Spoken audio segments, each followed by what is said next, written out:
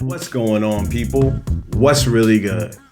It's your boy Marv, and this is the Nerds in the Hood. Folks, feeling good tonight, y'all. Feeling good. Black History Month is unfortunately coming to an end, but as we always remember, Black History Month is basically every month. We just observe it on February. And as another month ends, we are entering the drama-filled era that is known as the sports months, which is basically March and April. March to June, we'll say, is more of like, for me, the sports months, because that's March Madness, WNBA starts, NBA starts coming into its playoffs and finals, baseball season starts back up again. So a lot of things happen during that time. And occasionally maybe like Olympics starts getting ready, but this year, no Olympics. But I'm just saying that to say there's a lot of different sports things happening. Oh, and WrestleMania too. So a lot of different sports things happen during this block of months. And my Knicks just won tonight, so I'm good as I've just finished watching them play while I'm recording this. But I'm not here to talk about what's happening in real sports. I'm here to talk about what's happening in the world of fictional sports. So, as you already know, there's not really a lot of sports television shows on TV right now. There's only, from what I know, I could be wrong. And if I am, please write in the comments of a show that I am not thinking of that is currently on television, whether it's streaming or non-streaming. But from what I know, Cobra Kai is technically a TV show, and it just ended. And that's a sports show because martial arts is, in some ways, it is sports. Ted Lasso, we're still waiting for a season 4. And that's considered right now one of the greatest TV shows about sports. And All American is still going. It's still going. I'm not going to say it's still going strong, but it's still going on its 7th season. It's doing a little bit of a, almost like a reboot in a sense, but they're just starting over with new characters and some returning characters, and it's trying to find its rhythm again after that whole shakeup of the cast. So you have all of those things there, but there's one show that nobody really talks about because, in my opinion, I think it's because it's international. Because it's on Hulu, so if you're in the United States, you can definitely watch this show. But I think it's more because it's international that nobody really talks about it. And that show is called Shoresy. Now, like Cobra Kai, Shoresy is a spinoff of another story. Shoresy is a spinoff of a popular show that also ended not too long ago called Letterkenny. Letterkenny was an underrated Canadian show about a small country town. You could say that. It was very country, very hick kind of esque. Cowboy, not really cowboys, but they had this southern kind of style to them, and there were different groups in there, like hockey player groups and degenerate groups and the hicks, the hillbillies, and there was the rave kind of growers too. But the hockey players was one of the funnier focuses on there with a guy named Jonesy and his boy. I forgot his boy's name, but anyway, Riley, Jonesy and Riley. And they were on there, and there was a guy that always bothered them, and his name was Shoresy. He always had these quick jokes making fun of their mothers and how he basically hooked up with their moms, and they hated him for it, but they knew he was an incredibly good hockey player. And at the end of Letterkenny, well, not the end, but towards the end of Letterkenny, he left the town before they did because the town realized that he was a really good player and he could go farther, and he took his talents to Sudbury, which is another part of Canada. And there we go. His story was now set. Nobody else in Letterkenny got a spinoff but this guy. And Shoresy wasn't even one of the most popular characters to me because he wasn't featured all the time. He was featured here and there because the guy that played the main character on the show also played Shoresy. The guy that played the main character on Letterkenny, his name was Wayne. He also played Shoresy. Now, that was a brief catch up for you as to how this show even began. But now, here we are with this show about a man who came from Letterkenny to be one of the best hockey players in the league that he's in, which is called the NoHo, right? Yeah, excuse me. I don't know a lot about Canadian hockey. But what I do know is this show is something special. This show has had 4 seasons, and it tells the tale of this man, Shoresy, as he, 1, gets into hockey in another league, 2, takes his team to greater heights, and 3, now, where we're at now in the current season that just wrapped up on Hulu, what he does after the game is over. Meaning, long story short, to not give you the full summation of what happened in 4 seasons, I'd rather you go see it yourself on Hulu. He had a concussion. He got injured a lot. Bad things was happening to his body because the sports does that to your body. You break down as you get older, but sometimes you break down earlier if you give your all to the game. He got so hurt that he had to retire probably a little earlier than he would have wanted to. And now that was the end of his original story about him being one of the best hockey players in his league. Now he starts a part 2 of his story, which is basically about what he's going to do going forward. He tried basically being on a TV talk show as like one of those retired athletes that become analysts, and it didn't work for him. And I love the name of the show. It's called 3-on-1 because they had a lot of other hockey shows before, but this one was more tailored around him because they figured that they could use him to be, very ratings heavy because Shoresy since Letterkenny talks wild, spicy. All the time. This man does not quit on the jokes that he brings up. He jokes on little kids. He jokes to grown adults. This man, those jokes are rated E for everyone. He gives no Fs about how he jokes on people. So when you see these jokes, they're mad funny. And majority of the jokes is just about him basically smashing somebody's moms. In any other neck of the woods, that would have been a no-no. But in Canada and Letterkenny and all that, I guess there's no holds barred. Anything goes. So it's just mad jokes about like, yo, I smashed your moms. But he'll say some wild stuff. So you got to watch the show for that. Because a lot of them I'm not even going to repeat. But again, I'm saying that to say that this season might have been better than the last 3. Because to make a season just about like retirement and what to do during retirement was just like, I wasn't really expecting it. Like Ted Lasso, for example, if you've seen Ted Lasso, amazing show. Ted Lasso just dealt with like him leaving because, the game was just too much for him. He was missing out on important things in his life, like his kid. He just basically was looking out for his mental health. And he left. We didn't get a season about what Ted Lasso did afterwards. We just got a small snippet of what Ted Lasso did afterwards. He just went to coaching his kid's soccer team, and he was just there for his kid, and he went back to America, and that's it. You saw what happened with other people on the team and how they lived their lives and what they chose to do in the future, too.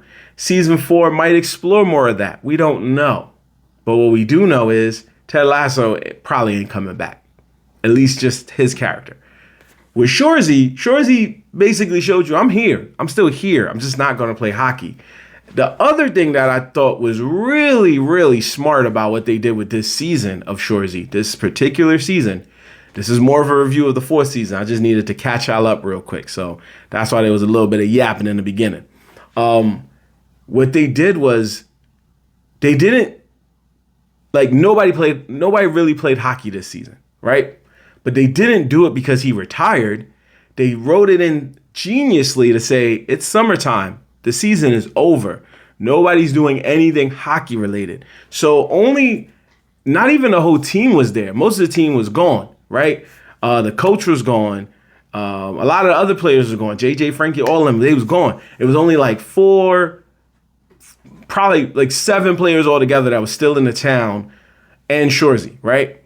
And I know a few of them was like Dolo, Hitch, Michaels, Goody, and the 3 Gyms, right? And these guys was just going around the town wilding because they just won the championship. So now they hype. The town loves them. They're popular. Everybody's rocking with them, right? Michaels, all of them. So these guys are getting hyped. They doing their thing. They are partying every day, except Shoresy. But they're all partying. They're going all over Canada, which was also cool because they showed you some of like the locale and the popular areas of Canada, and they were partying all around those areas too. So if you didn't know Canada, you got to see a little quick tour of Canada through this show. But what they did was they did it in that way where it was like nobody's playing hockey, but nobody's playing hockey for a reason. So he didn't stop because he retired. But now it's like you can easily more focus and he can easily have a better game, like decision making process, because now it's like he's not getting the itch to play hockey again because there's no hockey to be played, but he's getting the itch to love hockey again because he has to find a reason to stay on the ice without playing, because he knows that physically he cannot play again the way he wants to play. So they gave him different ways. That's why they tried to do the TV show. He thought the TV show would give him the itch that he once still had playing, but it didn't. It didn't feel right to him. He didn't like it. He didn't like the whole vibe of, sitting in a suit, talking to people he didn't really want to talk to like that, and have to comply with the rules of TV, even though it was a web show.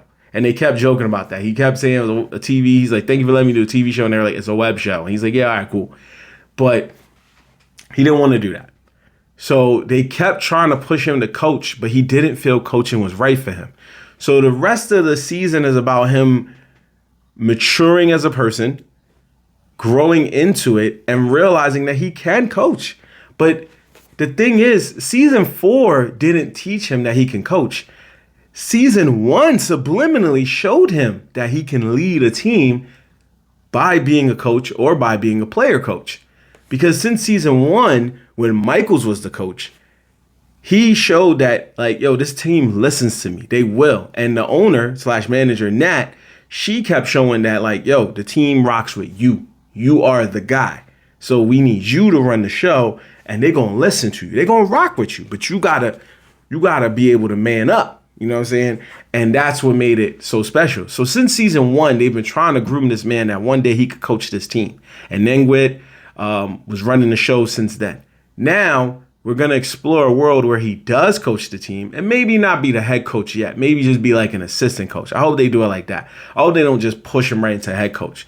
Let him be the assistant coach and see if Nengwit still wants to do the coaching. And then maybe like after that point, he could be like, all right, man, I'm going to rock with it.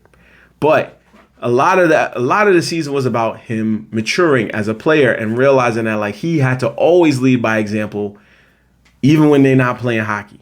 Because these guys, everybody else was partying so much, he wasn't really partying. He was focusing on slowing down and the quieter life that comes with getting older and moving on from that kind of rock star lifestyle that he was living.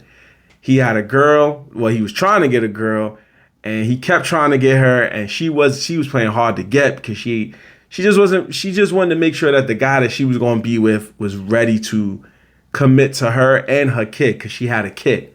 So he was trying to show her. He did everything that he could. Laura, that was her name. And he did everything that he could to make sure that she was going to rock with him and be his girl. There was a point where she even said, yo, run a marathon. But she was saying it like as a joke, like just as a metaphor to say, like, that's the heights I want you to rise to if you want to be with me. And my man literally ran a marathon. And that was the other thing. He kept remembering what people were saying. So they did a lot of flashback jokes to show, like, hey, you said that. Remember, you said that. Like, this season literally was like he was pulling receipts left and right out of nowhere. Like, remember when you said? And he was using it to his advantage. So there was a lot of different things there. There was even like a Blueberry buddy program that they did where they were mentoring younger players to try to be like them in the future. And all they kept realizing was, like, the game changed because it's not what they were used to doing. And these guys they were kind of like a mirror image of them. They were just down to like play around and be stupid, but they were showing them these guys are at the end of the season, all the guys there, Dolo, Hitch, Goody, Michaels, and Shoresy, was showing them, yo, like, y'all got to man up now. If y'all really want to be dope at this, y'all got to do that. And there was a moment where Shoresy realized that he could be a coach, and this is what he wanted to do, because he kept getting different speeches from different characters, whether they were main characters or side characters. He kept getting different speeches from them saying, like, basically things like, yo, put what you love, put it out there, put it right here, what you love, and bring it home and take it with, I don't remember what they said verbatim, but it was basically along the lines of, like, find what you love and do it. Find what it is you love that makes you love it and do it and go for it. You know what I'm saying? And that's what he did. So there was a speech he did to the kids towards the end when they were going away to play the next level, and he was just telling them straight up, like, yo, let them know where you from, B. Like, let them know you from Surbury, B. Like, let them know that you, like, y'all don't play around. Like, when y'all gotta do so good that they gonna be like, oh, snap, that's where they from? I bet. Like, he was giving them such a good speech that the four of them got hyped, and these four young homies was like, yo, you're really good at this coaching thing, Shoresy. And they hit him like, yo, I gotta do this. I have to do this. And he went and he did it.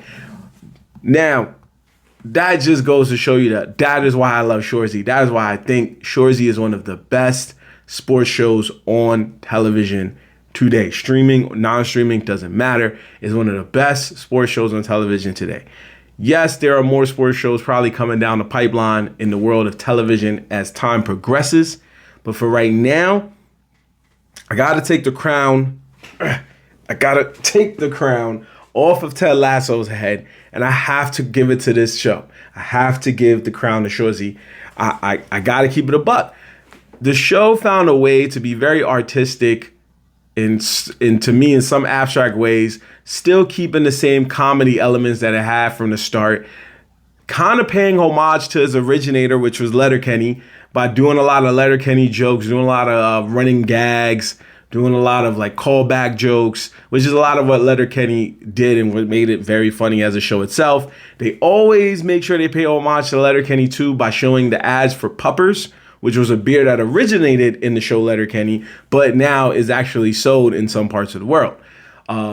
So they always make sure to show love to Letterkenny, but at the same time, they take that comedic elements that Letterkenny had, add their own spice to it, and they just have an amazing soundtrack that is just like, the soundtrack paints the pictures of where we're going to next, and it edits well. They edit it well with the music to let you know that, like, when shit gets real. They let you know when there's a party. They let you know when good things happen. They let you know when bad things might have happened. And they let you know when decisions need to be made. So they use those elements and create a really, really good sports show.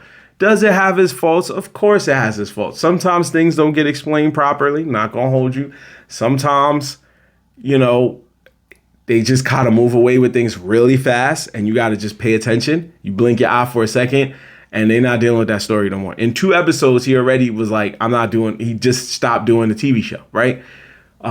He could have still did the TV show. That doesn't mean I made it not perfect. It just meant like the way they just went about it. We could have explored that probably a little more. Probably could have got that kid Jordan, whatever his name is, little homie. Could have got him on his own TV show, went from there. But it was a running gag, and that's what they do on that show. So a lot of those things do follow in what makes it really artistically, beautifully done. And Jared Kiso is like 2 for 2 in his shows. I know he got other stuff in there, but these 2 shows, like Letterkenny, Shoresy, really were good. But Shoresy is one of the best sports shows I've ever seen, and is also one of the best spin-offs I've ever seen for a TV show. Like, not making this up. It's 100, keeping it 100. They even take a funny little nod, funny little shot at Ted Lasso, funny little jab. There was a scene where they were talking about, so some of the younger players that they were mentoring were in the locker room and they were playing around, and one of them swung, he swung his meat around. He swung his thing around, and they called it the helicopter, where he started just swinging it, and it looked like a helicopter propellers. And the Nat, who was the owner of the team, was like, what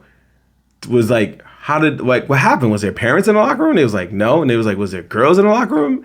And Goody goes, there's no girls in the locker room. This isn't Ted Lasso. If you remember Ted Lasso, not all, like the main 2, it was like 3 girl characters actually. Yeah, right? The main two characters, female characters of Ted Lasso, were in the locker room a few times, even when they weren't getting dressed. So that was a funny joke to go off of that. But yeah, let's bring the rating board real quick before I finish. And as you already heard me say, you could tell by the way I'm praising the show. The show is valid. This season was valid. This is definitely one of the best sports shows on television. If you haven't seen it yet, Go watch all 4 seasons. It's a total of 24 episodes, 30 minutes time. You can bang that out in a weekend. I think this definitely has right now, it is standing in the place of one of the best sports shows on television currently. Of all time, different argument, obviously. There's a lot of other shows that can go against it, of course, including Ted Lasso.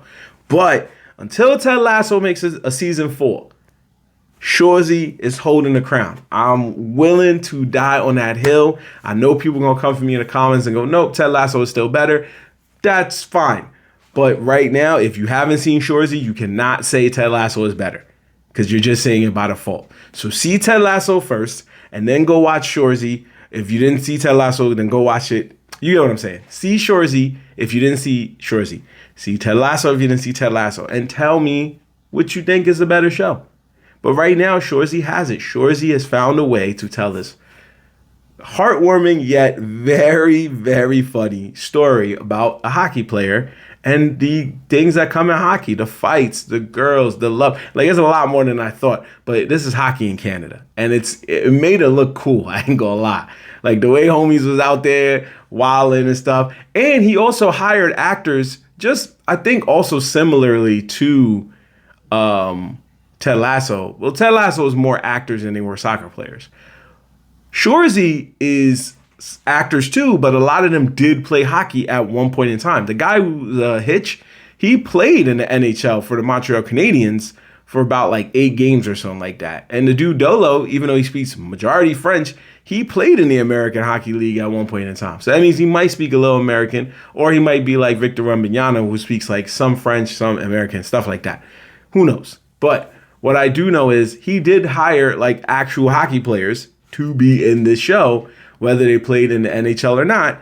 So that way it's like, it's not people like certain other TV shows where they don't really know how to play the game, but they act so they make it look decently well. I'm not going to take a knock at them, but they know who they are. Spencer James, they know who they are. So, again, if you haven't seen Shoresy, Nerds in the Hood, recommend you watch it. This is one of the best sports shows on television, and it's valid. Anyway, once again, as always, you can check out what it is I'm brewing with the content on Nerds in the Hood at all social media, on the link tree in the description. Check out what's going on behind the scenes with Nerds in the Hood. Check out more of the anime rap intros I got coming soon, and then some. Until next time, it's your boy Marv Lat, and I am out of here. Good night, people. Peace.